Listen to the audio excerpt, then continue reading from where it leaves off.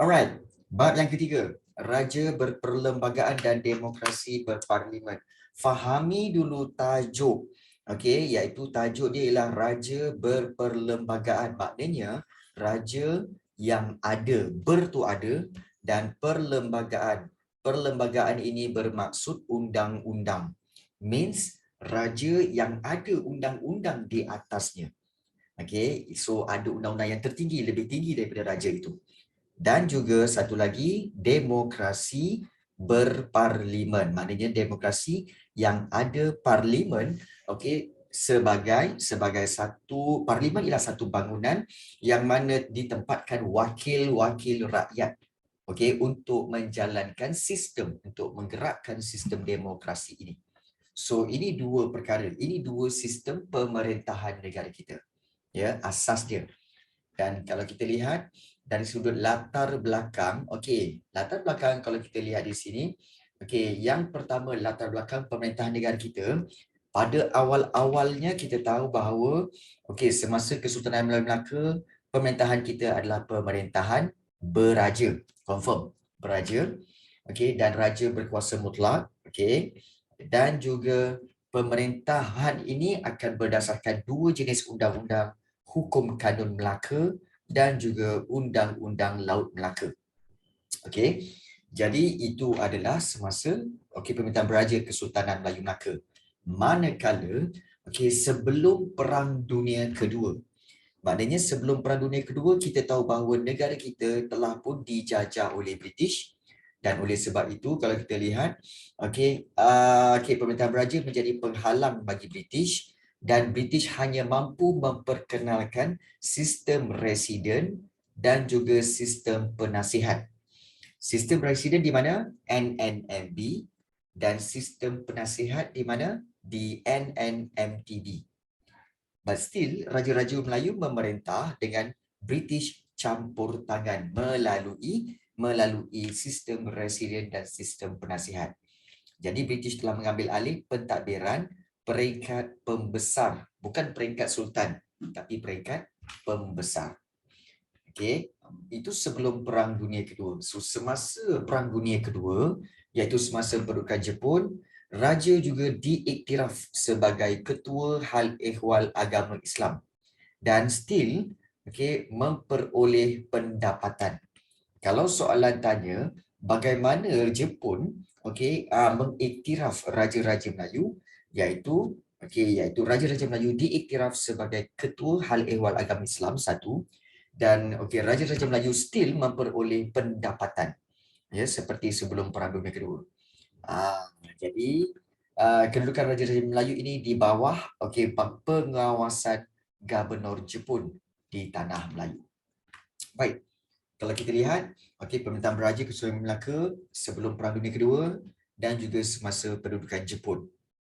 Baik, kemudian selepas Perang Dunia Kedua, selepas Jepun kalah, so pemerintahan raja kali ini menerima cabaran, iaitu penubuhan Malayan Union telah menyebabkan Raja-Raja Melayu kehilangan kuasa. Kehilangan kuasa kerana diambil alih oleh Raja-Raja England. Dan Raja-Raja bersepakat menentang Malayan Union dengan sokongan orang Melayu. Sebab itu, Malayan Union telah ditukarkan dengan Persekutuan Tanah Melayu 1948 yang kamu belajar dalam sejarah tingkatan 4 bab yang ke-5. Okey, baik. Sebelum itu, baik. So ada soalan tanya, Gubernur ni dia macam mana cikgu? Okey. Baik.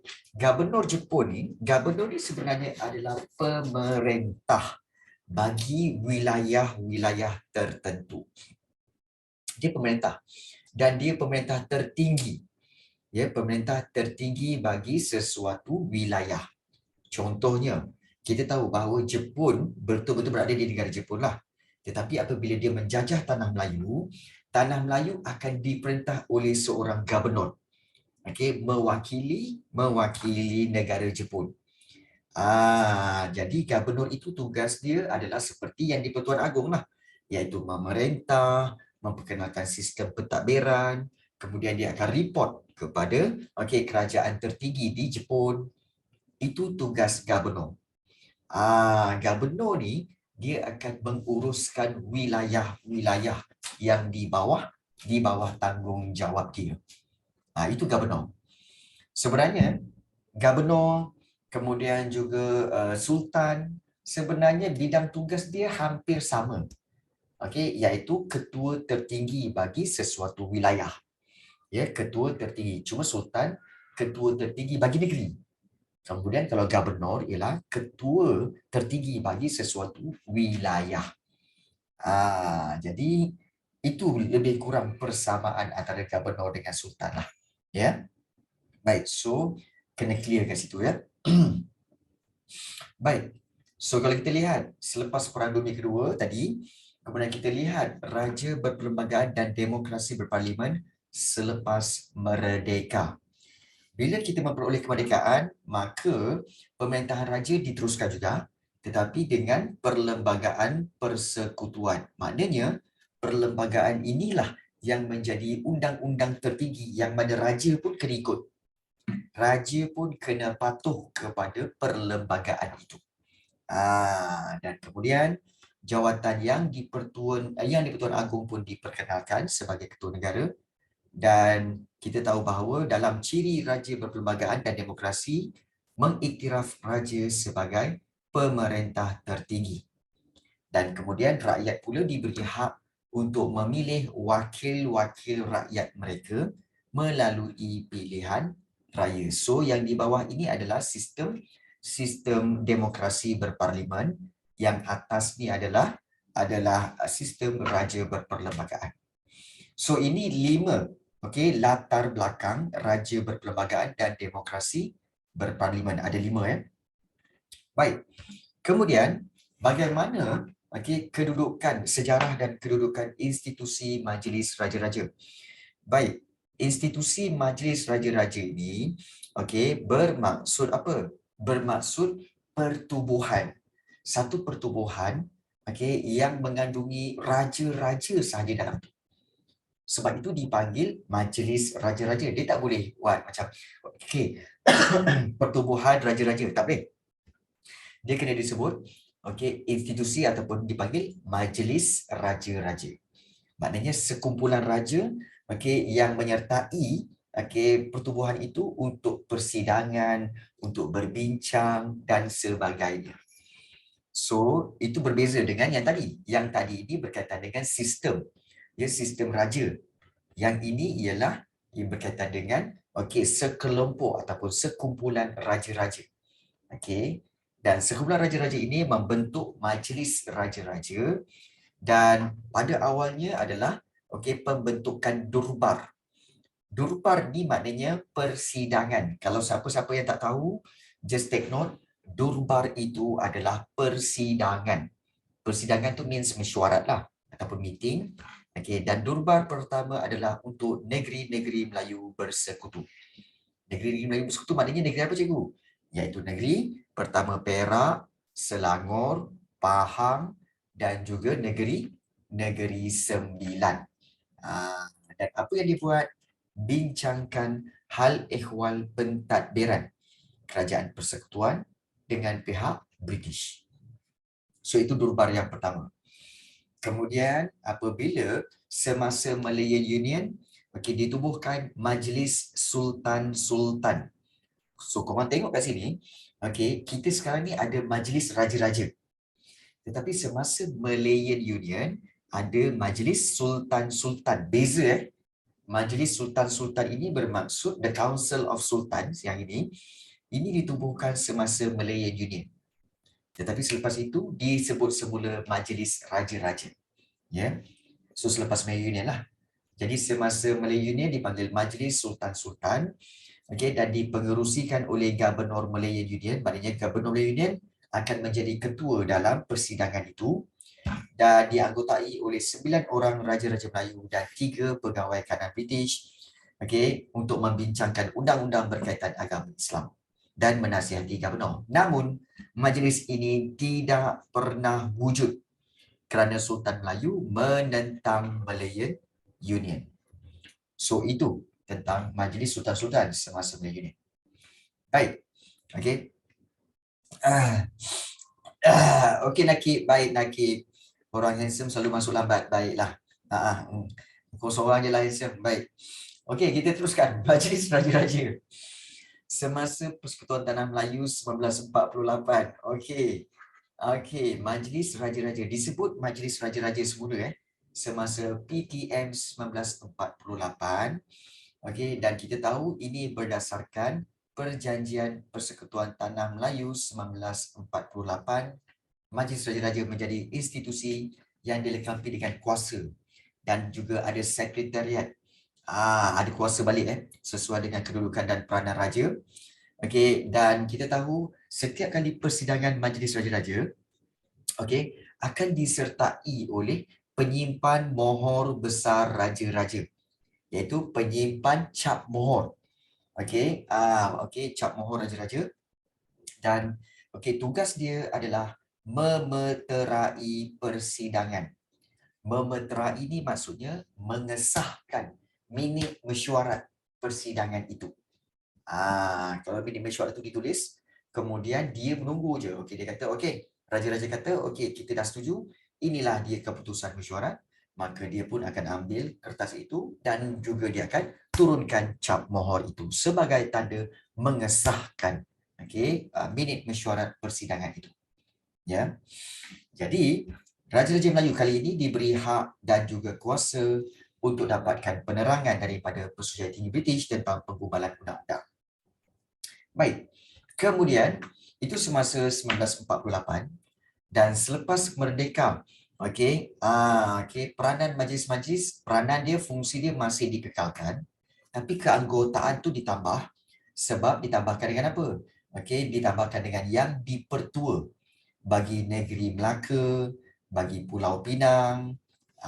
Kemudian selepas Persekutuan Malaysia 1963 ditubuhkan, yang kita baru belajar baru-baru ni, maka diwujudkan yang dipertua negeri Sarawak dan juga yang dipertua negeri Sabah. So join Majlis Raja-Raja. Namun begitu, yang dipertua ini tidak akan turut serta dalam pelantikan yang di-Pertuan Agong. Sebab keempat-empat ni memang tak layak jadi agung lah. Yang jadi agung layaknya adalah 9 orang sultan tu. Baik. Dan kita tahu tentang kedudukan Majlis Raja-Raja dalam perlembagaan, yang mana mereka mempunyai kuasa untuk memilih yang di-Pertuan Agong, ataupun bersetuju atau tidak bersetuju tentang sebarang undang-undang yang memerlukan persetujuan Majlis Raja-Raja, berikan nasihat tentang pelantikan jawatan tertentu, menjadi rujukan dalam perubahan besar, perubahan dasar berhubung dengan kedudukan istimewa orang-orang Melayu, menjadi lembaga pengampunan bagi kes-kes tertentu dan sebagainya. So fungsi raja-raja masih ada dan ditambah lagi. Baik. So itu tentang sistem raja.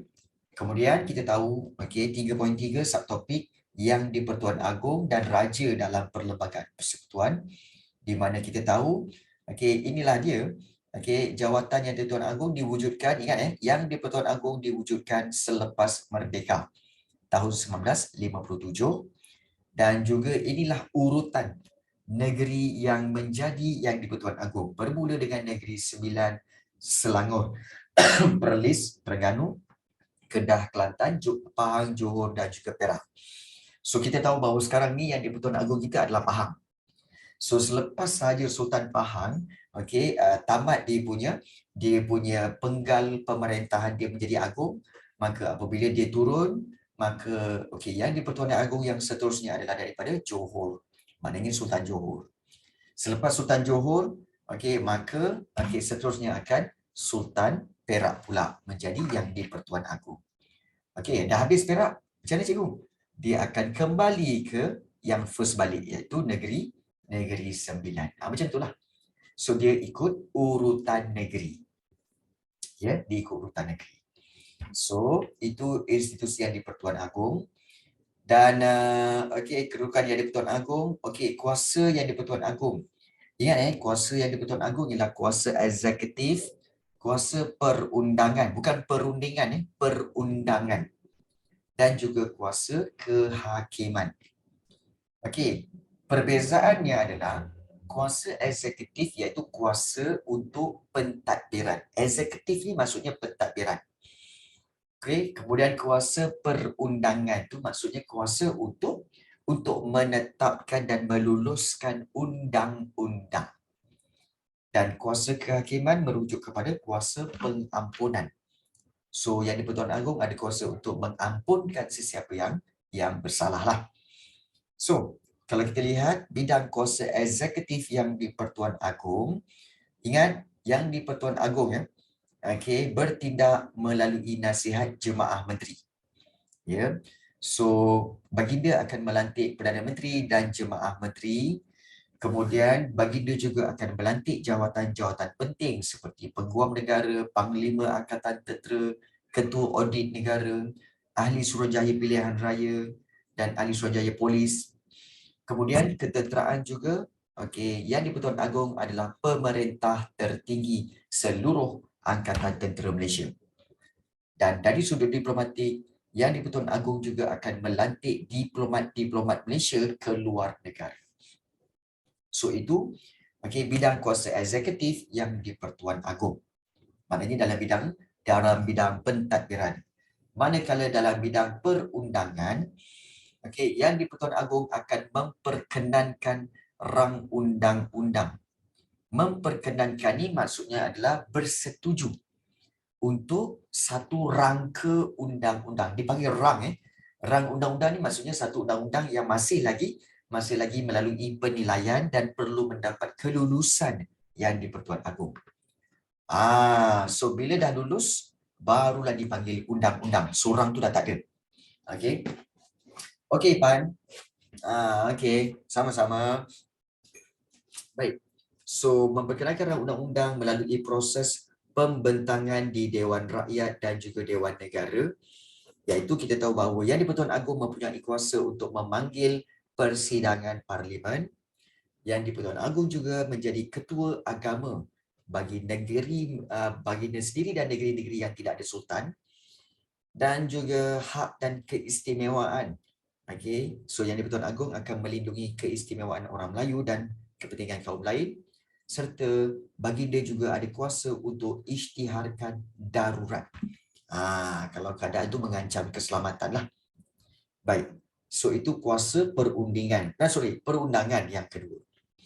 Dan yang ketiga, kuasa kehakiman, di mana baginda boleh melantik hakim mahkamah atasan atas nasihat Perdana Menteri. Dan kuasa pengampunan, baginda ada kuasa pengampunan di mana seseorang yang sudah dihukum boleh memohon pengampunan yang di-Pertuan Agong. So baginda bertindak atas nasihat lembaga pengampunan. So baginda berkuasa untuk mengampunkan, menangguhkan atau meringankan hukuman. So itu bidang kuasa kehakiman.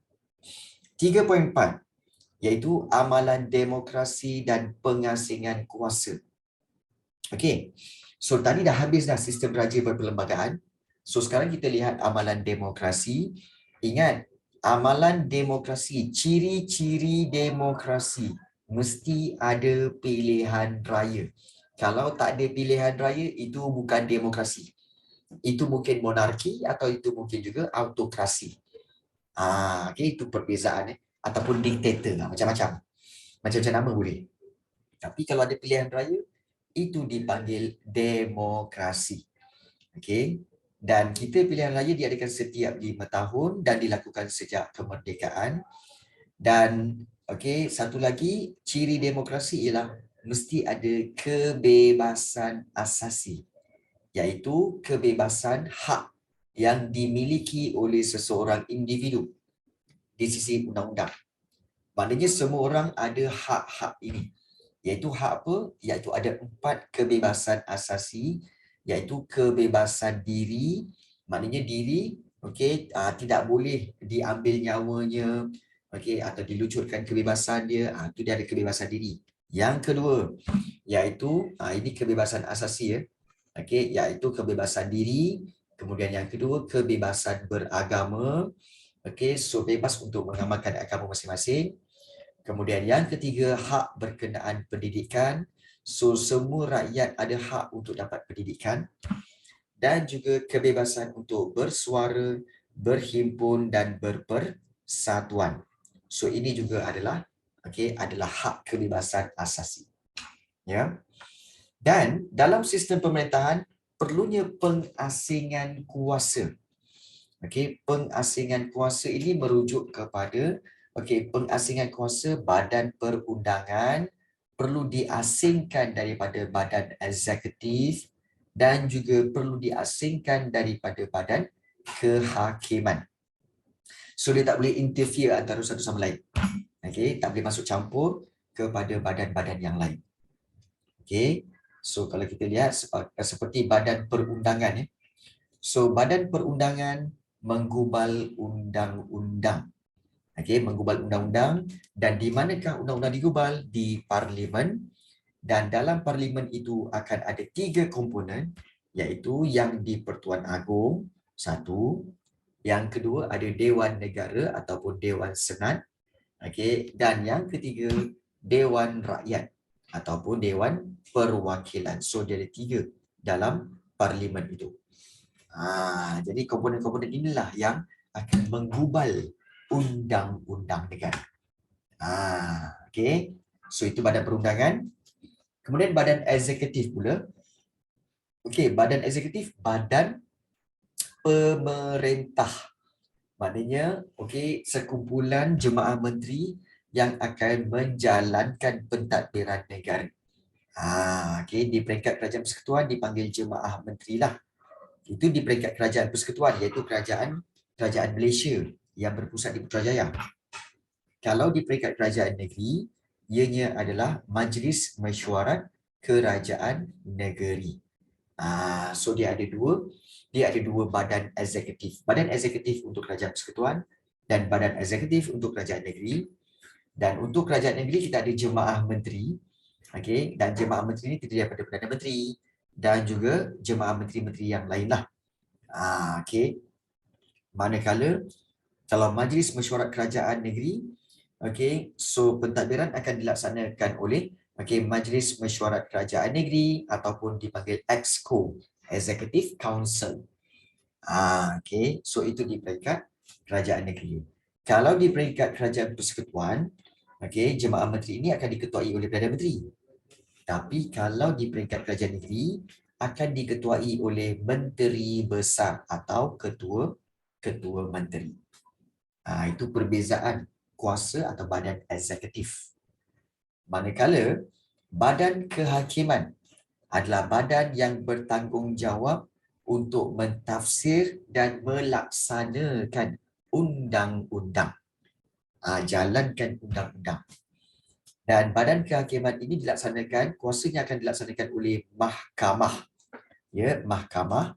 Dan kalau kita lihat, mahkamah terdiri pada 2 peringkat, iaitu mahkamah atasan dan mahkamah bawahan.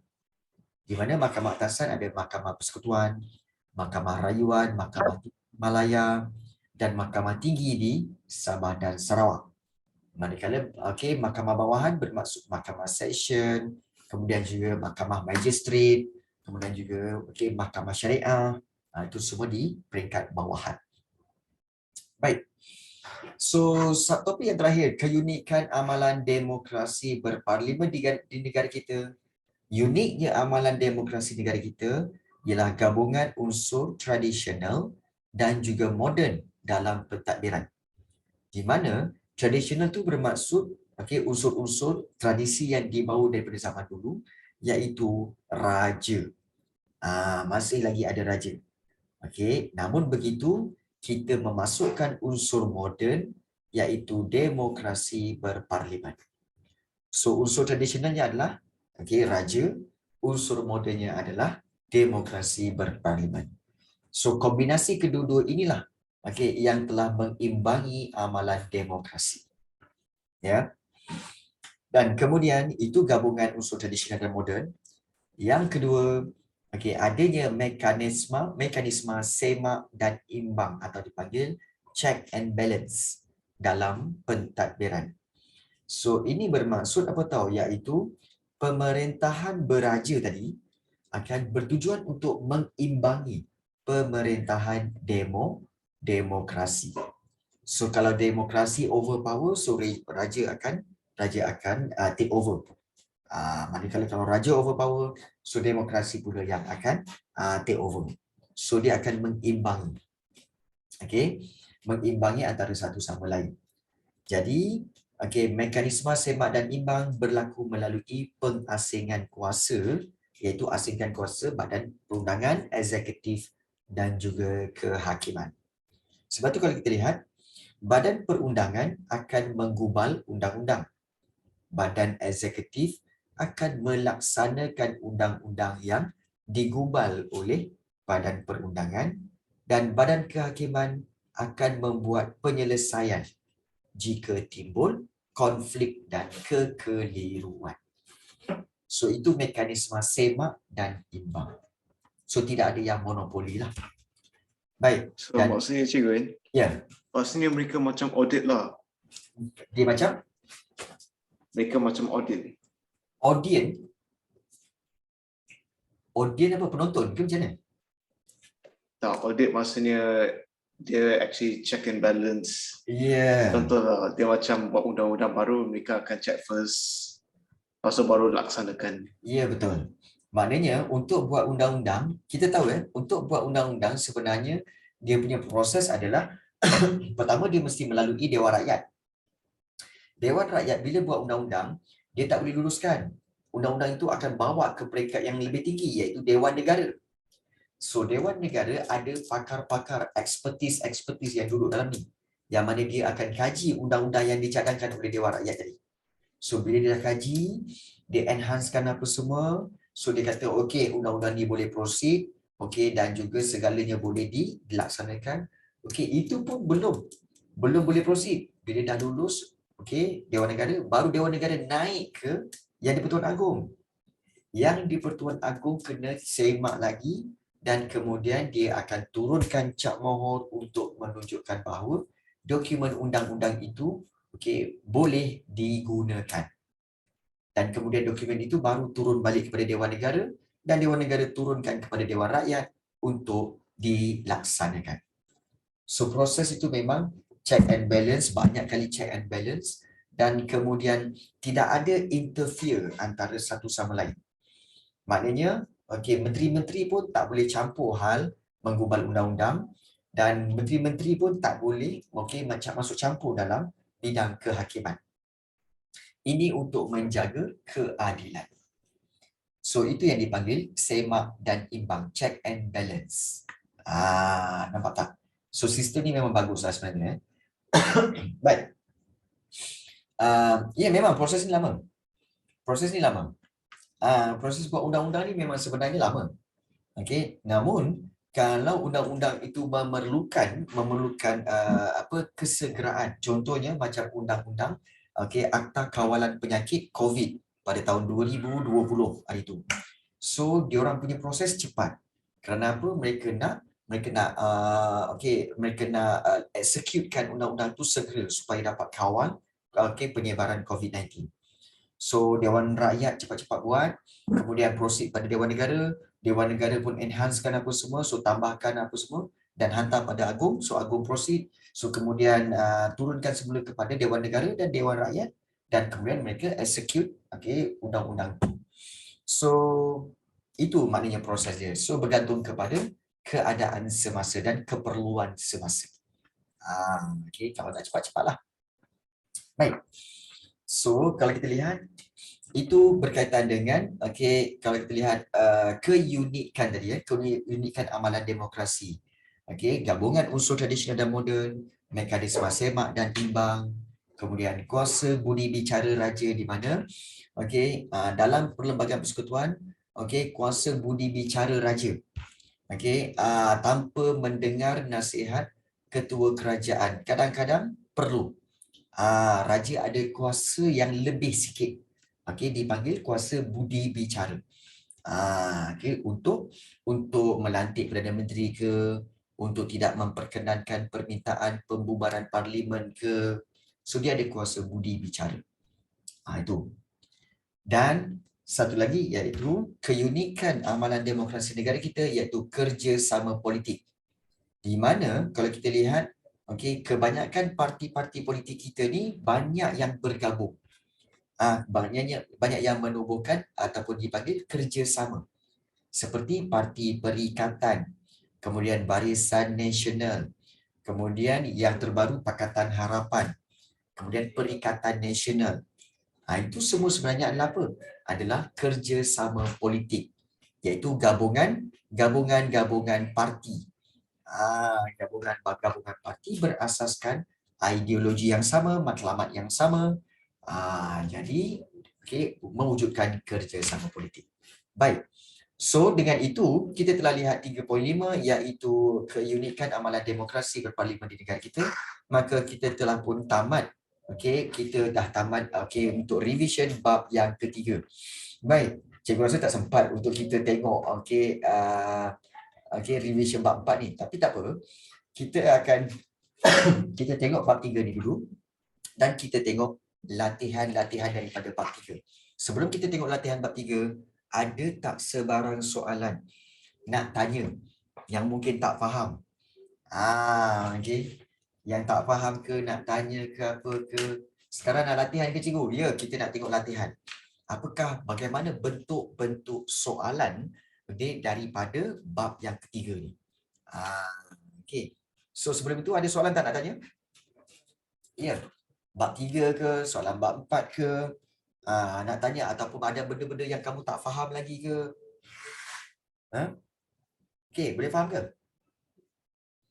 Boleh faham ke tak boleh faham ni? Khaila, Afnan, Aisyah, waiting.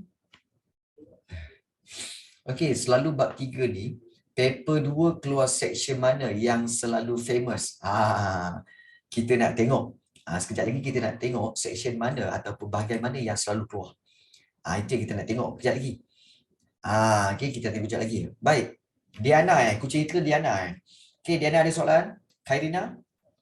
Danisha? Haris Safri dan juga mungkin Icha nak tanya apa-apa Icha? Dan Nafis? Tak ada soalan Tak ada Baik. So kalau tak ada, kita akan teruskan dengan soalan-soalan. Bagaimana bentuk-bentuk soalan yang diambil daripada bab yang keempat ini, bab yang ketiga ini. Bab yang ketiga. Baik. So, cikgu telah kongsikan soalan-soalan itu sebelum ini. So, inilah bentuk soalan dia.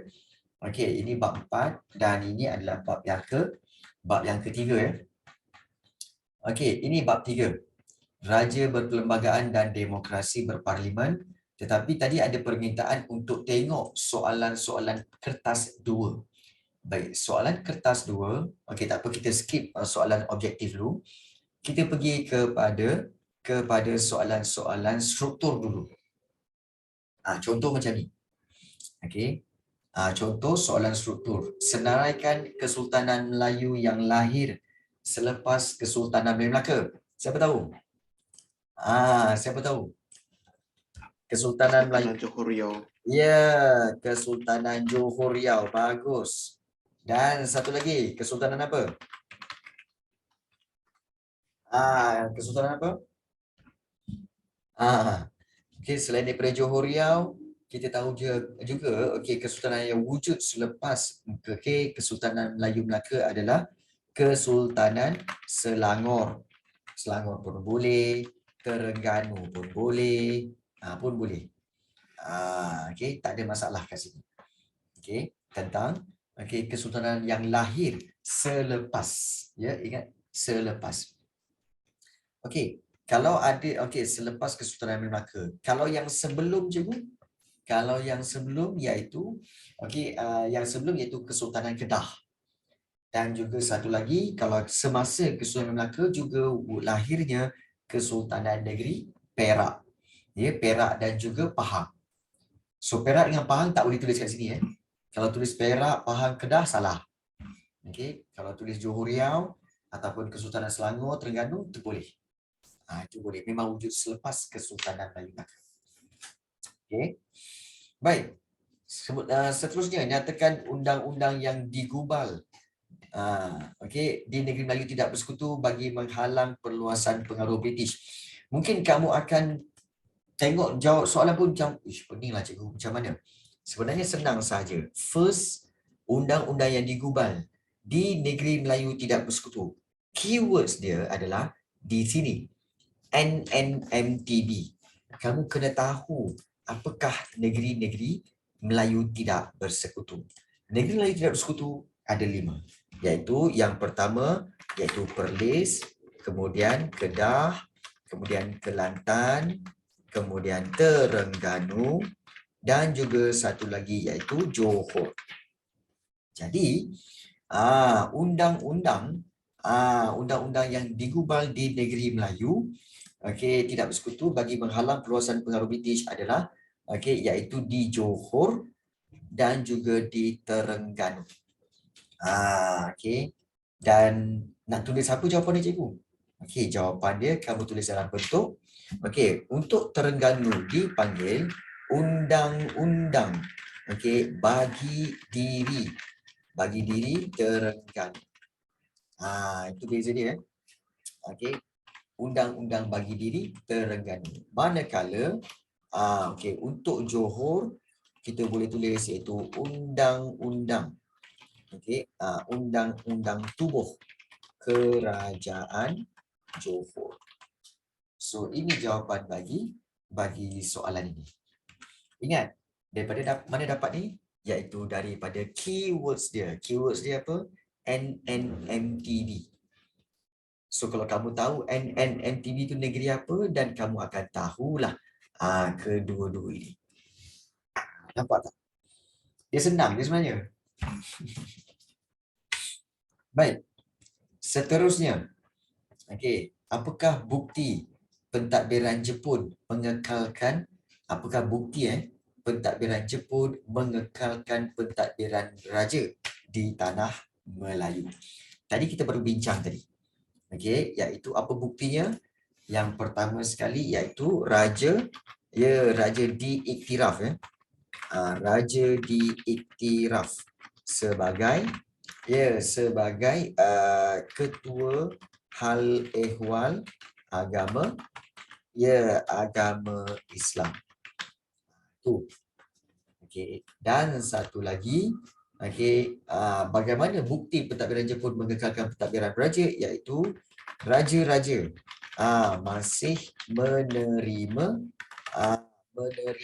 pendapatan seperti sebelum kedatangan Jepun. Jadi so ini membuktikan bahawa pentadbiran Jepun telah mengekalkan pentadbiran raja. Baik. Soalan-soalan tu senang, cikgu. Soalan yang ni macam mana, cikgu? Soalan D. Bagaimana anda menunjukkan ketaatan dan kesetiaan anda kepada raja dan juga negara Malaysia? Baik, untuk soalan ini, kita tahu soalan ini adalah soalan kemahiran berfikir aras tinggi, soalan kebat. Ini soalan kebat. So, soalan kebat, apa juga jawapan yang relevan, jawapan yang boleh diterima pakai akan diberi markah.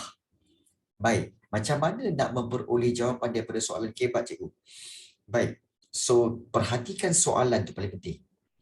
Bagaimanakah anda menunjukkan ketaatan dan kesetiaan anda kepada raja dan negara Malaysia? Soalan terlalu umum.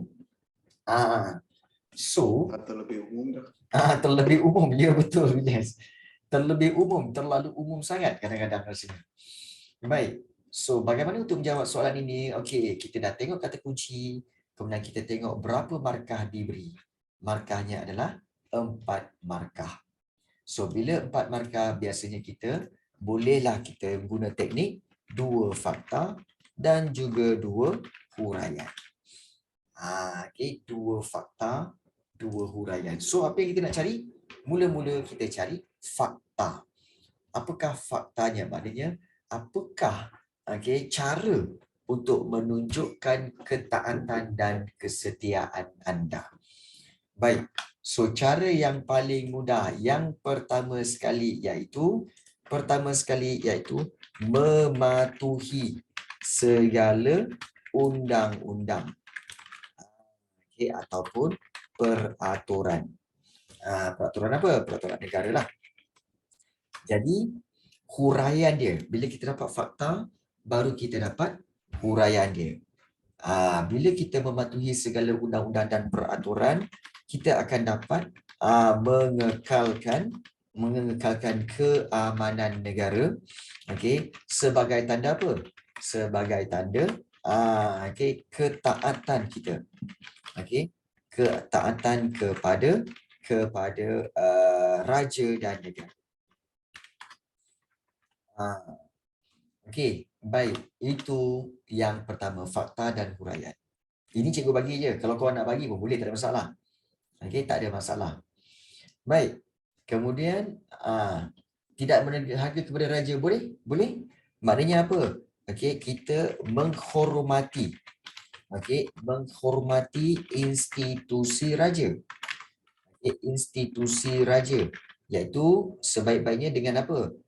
Kita kata sebagai tidak mengeji ataupun tidak mengejek, tidak mengejek sistem, okey, ataupun institusi raja. Okey, itu penting. Dan kenapa? Kerana kita tahu bahawa okey, perbuatan itu adalah perbuatan yang derhaka. Derhaka, dan perbuatan itu menunjukkan ketidaksetiaan negara rakyat kepada negara. Ketidaksetiaan kepada negara. Satu. Okey. Tidak membocorkan rahsia negara pun boleh. Maknanya menunjukkan kesetiaan dengan cara apa? Okey, iaitu tidak membocorkan rahsia. Okey, rahsia negara. Betul? Boleh juga. Okey, mana-manalah. Tapi untuk dapat 4 markah, okey, sebaik-baiknya kamu hanya ambil satu fakta, satu huraian, satu fakta dan satu huraian. Okey, dan terus bina ayat jawapan. Bagaimana membina ayat jawapan? Cikgu dah bagi tahu kan? Baik, untuk membina ayat jawapan perlu dimulakan daripada ayat soalan. Iaitu, bagaimana anda menunjukkan ketaatan dan kesetiaan anda kepada raja dan negara. So, kita boleh gantikan anda pada saya. Saya akan menunjukkan ketaatan dan kesetiaan kepada raja dan negara dengan cara mematuhi segala undang-undang dan peraturan negara. Titik. Dengan itu, gunakan penanda wacana. Hal ini menyebabkan so terpulang kepada kamu untuk membina ayat jawapan. Tapi paling penting, nak dapat full mark 4 markah, so 4 poin ni kena ambil. Mesti bagi 4. So itu cara bagaimana untuk menjawab soalan struktur. Baik. So kita dah tengok soalan struktur. Okey, mungkin kita patut tengok satu lagi soalan, iaitu soalan esei pula. Macam mana agaknya soalan esei dia? Soalan esei daripada bab yang ketiga. Baik, soalan esei bab yang ketiga, kita lihat contohnya soalan nombor 1 ni. Sistem pemerintahan di Malaysia merupakan sistem pemerintahan beraja dan demokrasi berparlimen. Jelaskan maksud raja berperlembagaan. Okey. So, berapa markah ni? 4 markah. Okey, so 4 markah. So 4 markah ni apa yang kita nak buat, cikgu? Iaitu macam kita cakap tadi, 2 fakta dan juga 2 huraian. Okey. Jadi bila soalan tanya jelaskan maksud raja berperlembagaan. Kamu tahu kan sebenarnya maksud raja berperlembagaan ini dia hanyalah satu definisi yang sebenarnya tak panjang pun. Bila kamu fikir, cikgu, sebenarnya ayat dia tak panjang, cikgu, definisi dia. Macam mana nak dapat 4 markah? Pernah korang terfikir? Okey, maksud raja perlembagaan tapi 4 markah. Okey, Yang ini ayat dia satu je cikgu. Okey. Jadi macam mana nak dapatkan markah yang penuh? Okey. Okey. Allah, sudahlah pula. Okey, so Sushmita tanya, cikgu, soalan ni cikgu ambil daripada mana? Soalan ni keluar exam pertengahan saya, 100% tepat. Alamak. Okey, baik. Ah, Okey, baik. Adalah, cikgu ada sumber dia. Okey, cikgu ada sumber dia. Tapi itulah, korang lah kan. Sebab tu kita kena bincangkan. Kita kena bincangkan. Jelaskan maksud raja berperlembagaan. So kita tahu bahawa raja berperlembagaan bermaksud sistem raja yang mana okey. So dia punya definisi sebenarnya adalah sistem raja ini adalah sistem raja yang bertindak yang bertindak mengikut undang-undang undang-undang tertinggi negara. So ini yang dimaksudkan dengan raja berperlembagaan, iaitu sistem raja yang bertindak ataupun yang memerintah mengikut undang-undang tertinggi negara. Mengikut peruntukan. Kalau dia punya ayat cantik lagi kan. Sistem raja yang memerintah mengikut mengikut peruntukan undang-undang tertinggi negara. So itu maksud raja berperlembagaan. So kalau kita fikir kat sini cikgu, takkan ini dia dapat 4 markah? Sebab tu tak cukup. Kamu kena berikan tambahan lagi. Tambahannya lagi, iaitu sistem raja yang memerintah mengikut peruntukan undang-undang tertinggi negara. So apa yang saya nak tambah cikgu? Kamu tambahkanlah tentang sistem raja yang diamalkan di Malaysia ni. Sistem raja yang diamalkan di Malaysia. Iaitu kita tahu mengikut perlembagaan Malaysia. Dan kamu boleh mentionkan iaitu ketuanya siapa? Ketua negara ialah yang di-Pertuan Agong. Ketua pentadbiran. Ketua pemerintah pula adalah Perdana Menteri. So ini sistem raja berperlembagaan. Ini sistem raja berperlembagaan. Kamu buat dalam bentuk ayat. Jadi kena tambahkan. Jangan biarkan maksud tu tergantung itu saja. Kena berikan tambahan yang ini, tambahan yang ini. Kemudian ketua pemerintah iaitu Perdana Menteri pula dibantu oleh jemaah menteri. So itu yang dikatakan keseluruhan raja berperlembagaan. Tambahkan poin mengikut kata kunci sistem raja itu. Baik. Kemudian barulah kamu lihat tentang bidang kuasa yang di-Pertuan Agong mengikut Perlembagaan Malaysia. Kalau bidang kuasa, ingat bidang kuasa kita tahu terbagi kepada dua, iaitu kuasa perundangan, kemudian juga kuasa eksekutif, dan juga satu lagi iaitu kuasa kehakiman. Kuasa kehakiman. So kamu huraikan satu-satu. Kuasa perundangan maknanya apa? Kuasa untuk menggubal undang-undang. Di mana yang di-Pertuan Agong akan terlibat dalam mengesahkan rang undang-undang yang dibuat di Dewan Negara dan Dewan Rakyat. So itu huraian dia. Banyak tu kalau nak dibincangkan memang banyak. Tapi inilah cara kaedah bagaimana untuk kamu memperoleh markah yang maksimum, iaitu 8 markah. Setiap bidang kuasa tu kamu kena berikan huraian. Ke korang nak try buat? Korang nak try buat ke? Okey. Korang nak try buat ke tak? Tapi cikgu rasa kalau dalam tempoh 20 minit ni kalau kamu semua nak buat tak sempat ni. Okey. Baik. So, kalau kamu rasa memang tak sempat nak buat, tak apa. Tapi boleh tak? Cikgu boleh percaya tak korang boleh buat sendiri kat rumah? Boleh. Boleh. Boleh cikgu. Boleh Bagaimana yang lain-lain? Adam Haris, Amal Alfa, Kalau rajin. Okey, baik. Cikgu nak ringankan beban kamu. Adam Haris. Cikgu nak ringankan beban kamu. Okey.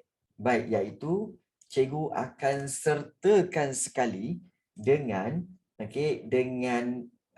skema jawapan. Iaitu skema jawapan. Nak tak? Jadi korang boleh ambil daripada skema jawapan terus. Boleh ambil daripada skema jawapan ini untuk kamu bina ayat jawapan kamu.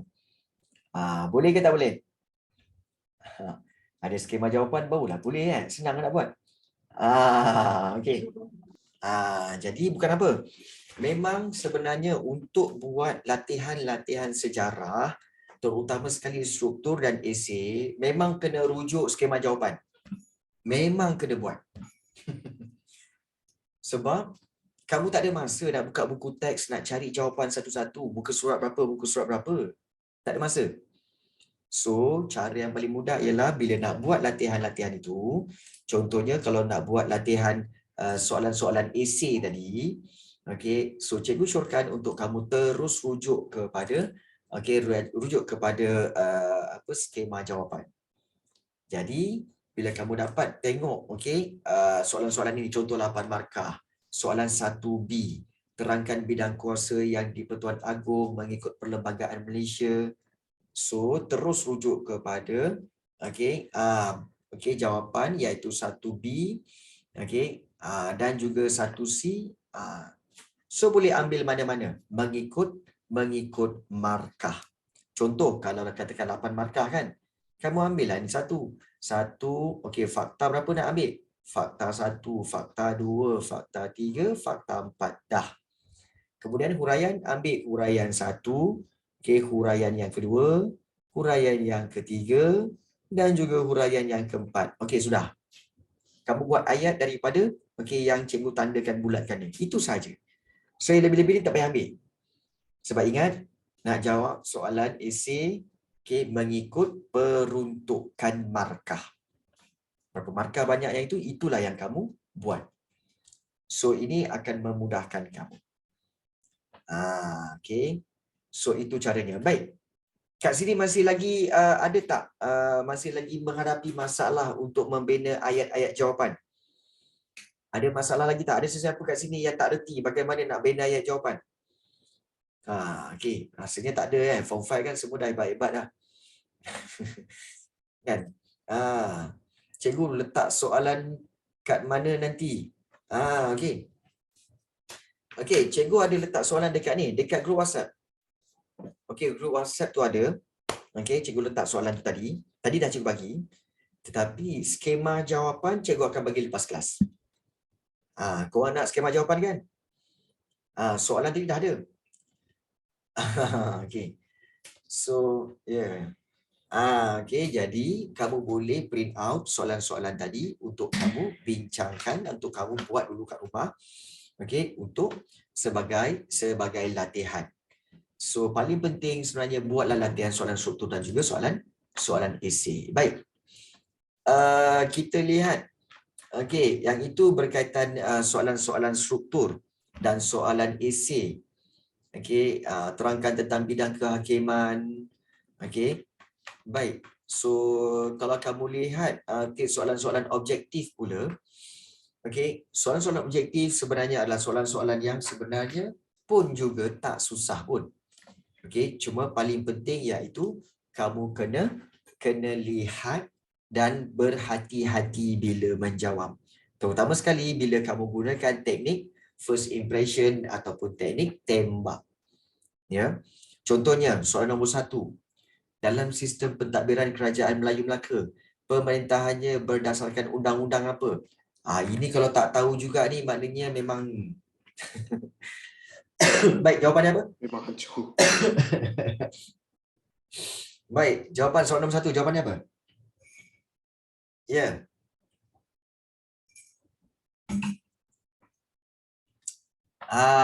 Okey, baik. Jawapan B. Okey.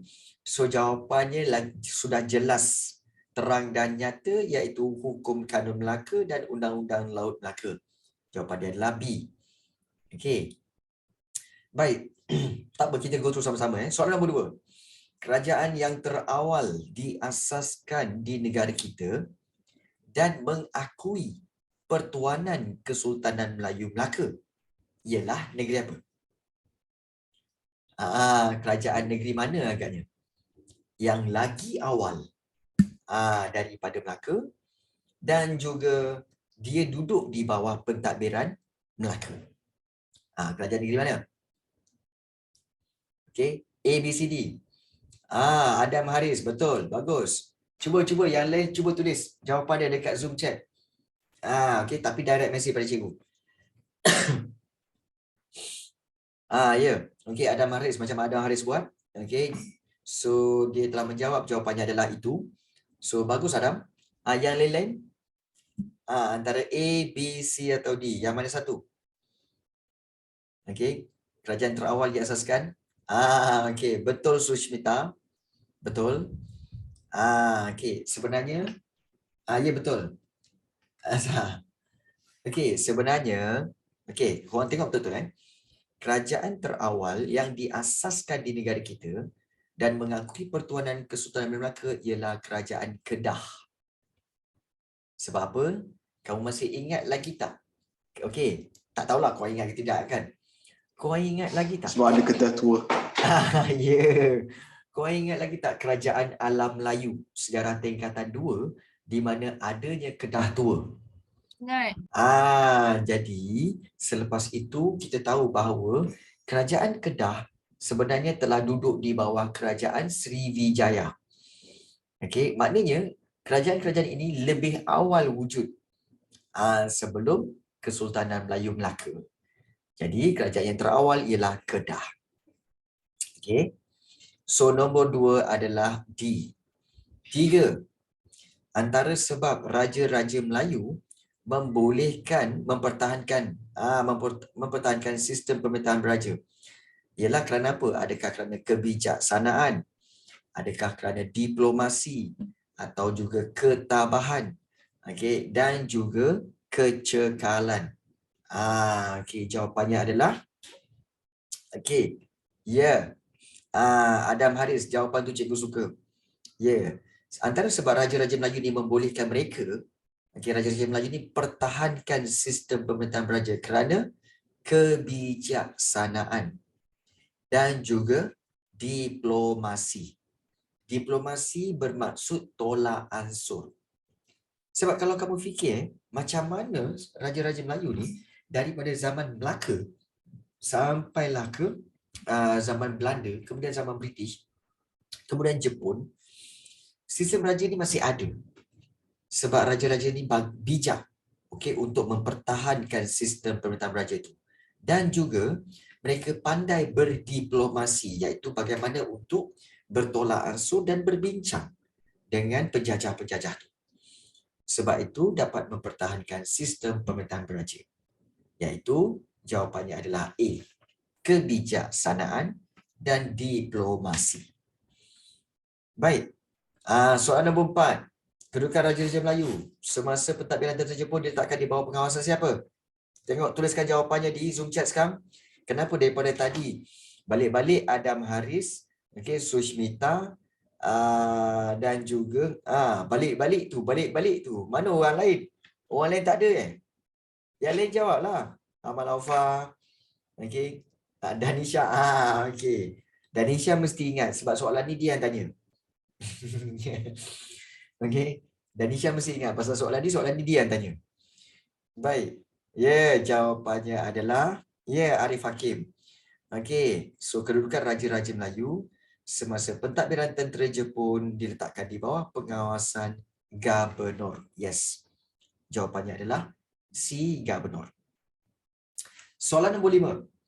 Baik, apakah kesan kesepakatan Raja-Raja Melayu menentang Malayan Union? Apakah kesan dia atau efek dia? Iaitu apabila Raja-Raja Melayu sepakat menentang Malayan Union. Adam Haris kata A. Ni soalan ni tricky sikit. Seriously soalan ni tricky sikit. Cuba fahami betul-betul. Fahami betul-betul. Soalan ni apa sebenarnya?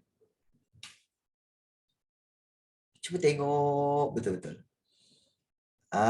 Cuba tengok betul. Cuba tengok. Cuba tengok betul-betul. Baik. Korang perhatikan okey, tidak. Soalan dia, apakah kesan bila Raja-Raja Melayu sepakat, maknanya setuju bersama-sama untuk menentang Malayan Union? Kamu kena ingat, semasa Malayan Union, okey, Raja-Raja Melayu diletakkan di dalam Majlis Sultan-Sultan. Betul? Kita baru belajar tadi kan? Malayan Union diletakkan dalam Majlis Sultan-Sultan. Baik. So, apabila Majlis Raja-Raja Melayu ini diletakkan di Majlis Sultan-Sultan, adakah raja-raja itu menyertai Majlis Sultan-Sultan? Tidak. Sebab Raja-Raja Melayu ini menentang Malayan Union. So, apakah kesannya bila raja menentang Malayan Union dan raja tak mau join Majlis Sultan-Sultan? Apa yang berlaku? Adakah A, penubuhan Majlis Raja-Raja? Adakah B, pelaksanaan sistem penasihat? Adakah C, penyelarasan sistem pewarisan tahta? Ataupun D, pengenalan sistem raja berperlembagaan? So, yang mana satu? Cuba tulis jawapannya dalam Zoom chat. Cikgu nak tengok siapa yang boleh jawab. Jawab. Okey, apa jawapan dia? Pening lah tu. Pening lah tu. Dapat tak ni? Okey. Saya rasa jawapan dia D. Rasa jawapan dia D. Okey. Okey, gut feeling. Okey. Hasil Izam, okey. Baik, sebenarnya mudah je. Kembali kepada pemahaman kamu tentang sejarah. Iaitu kita tahu dalam garis masa yang kita belajar dulu, kita belajar bahawa semasa pentadbiran Malayan Union dekat sini, Malayan Union ditubuhkan pada tahun 1946. Betul? Baik. Okey, 1946 iaitu ditubuhkan Malayan Union. Tetapi oleh kerana Malayan Union ditentang, maka tahun yang sama juga pada Mei 1946 mereka telah menubuhkan Malayan Union, tetapi kita tulis kat sini telah ditentang, telah ditentang oleh Raja-Raja Melayu dan orang-orang Melayu. Kemudian British telah buat apa? Seterusnya British telah buat jawatan kuasa kerja. Jawatan kuasa kerja untuk menggantikan Malayan Union tu. Ini bab 5. Korang kena ingat sejarah tingkatan 4 ni. Jawatan kuasa kerja. Kemudian mereka berusaha untuk menggantikan Malayan Union dan akhirnya mereka telah menggantikannya dengan satu pentadbiran dipanggil kat sini, iaitu pentadbiran dipanggil iaitu Persekutuan Tanah Melayu, PTM 1948. Betul? Yang ditubuhkan pada 1 Februari 1948, Persekutuan Tanah Melayu 1948. Dan untuk pengetahuan kamu, PTM inilah yang telah memulakan sistem, di sini iaitu dipanggil sistem raja berperlembagaan. Maknanya apa? Dalam PTM. Maknanya apa?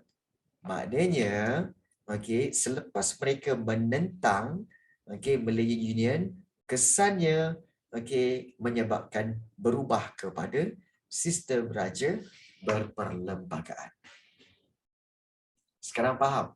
Jawapannya adalah D. Sekarang faham tak?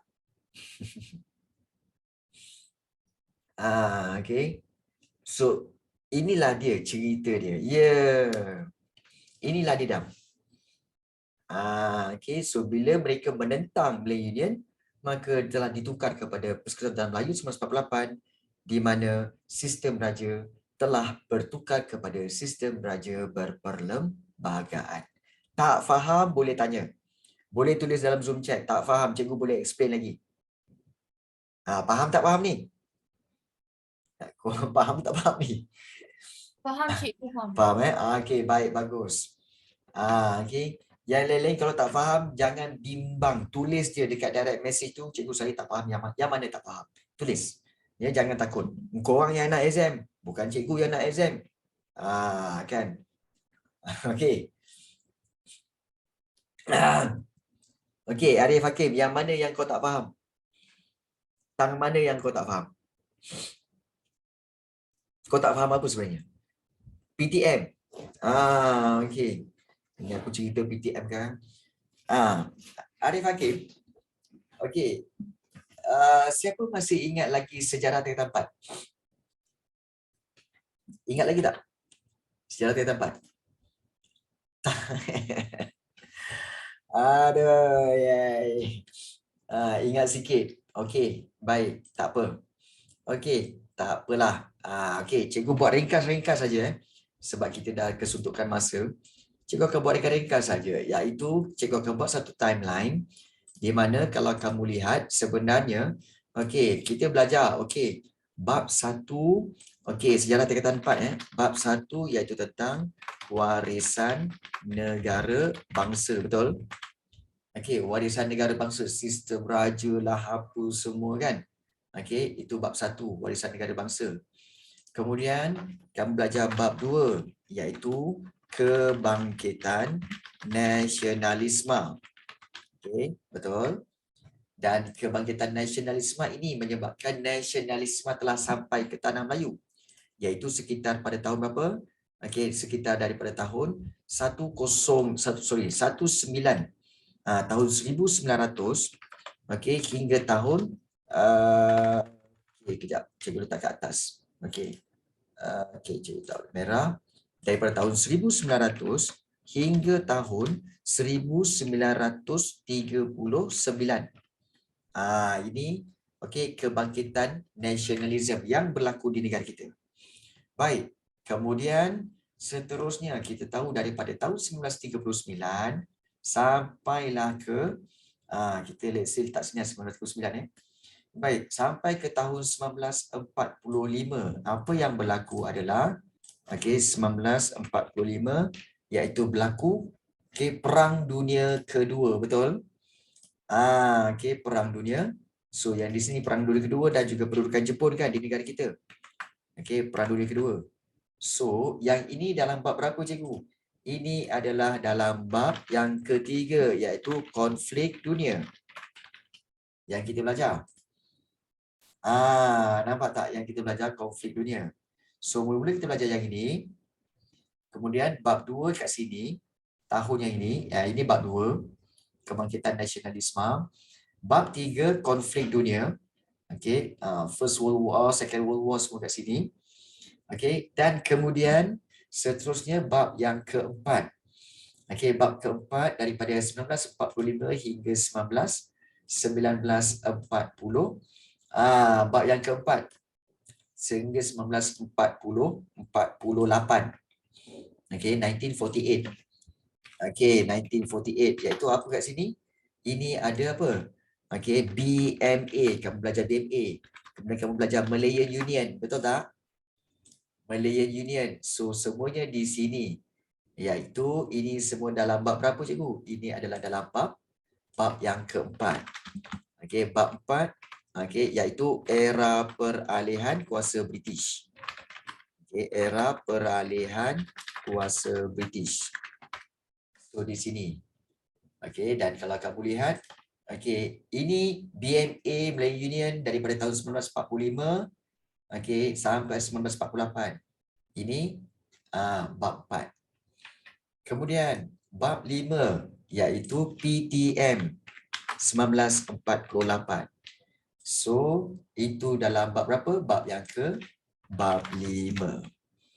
So, bab 5 dan kamu belajar sepanjang tahun 1948 tu. So bab yang kelima. Nampak tak kurang? Susunan bab dalam sejarah telah disusun mengikut bab dan juga telah disusun mengikut masa. Okey, mengikut masa. So ini bab 1, yang sebelum ni bab 1, ini bab 2, kemudian di sini bab 3, kemudian di sini bab 4 dan di sini bab yang kelima.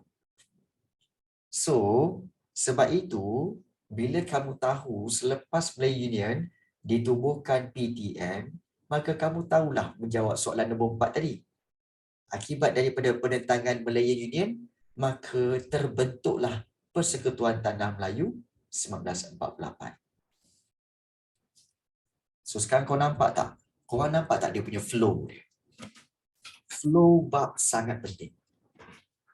Flow bab. Ini yang dikatakan flow, aliran bab. Supaya kamu tahu, dia dah susun dah ikut timeline dia, kronologinya. Okay, so sebab itu jawapan bagi soalan nombor 4 tadi itu iaitu apakah kesan penentangan Raja-Raja Melayu, kesepakatan Raja Melayu terhadap menentang Melayu Union, kesannya adalah PTM. PTM buat apa? Raja Berperlembagaan. Sekarang Arif Hakim boleh faham tak? Faham So ini flow dia. Okay, ini flow dia. Kalau tak faham lagi, sesiapa yang tak faham boleh bertanya kepada cikgu nanti. Ya. Okey. Baik. So cikgu rasa itu sahaja pada hari ini dan kejap lagi cikgu akan kongsikan skema jawapan untuk latihan bab 3 itu. So next class kita akan bincangkan bab yang keempat pula lah. Ya, next class pada hari Sabtu kita bincangkan bab yang keempat. Okey. So kamu boleh berehat, besok nak sekolah. Kita jumpa lagi pada hari Sabtu ini. Take care guys. Kita jumpa lagi. Assalamualaikum dan bye-bye semua. Okay.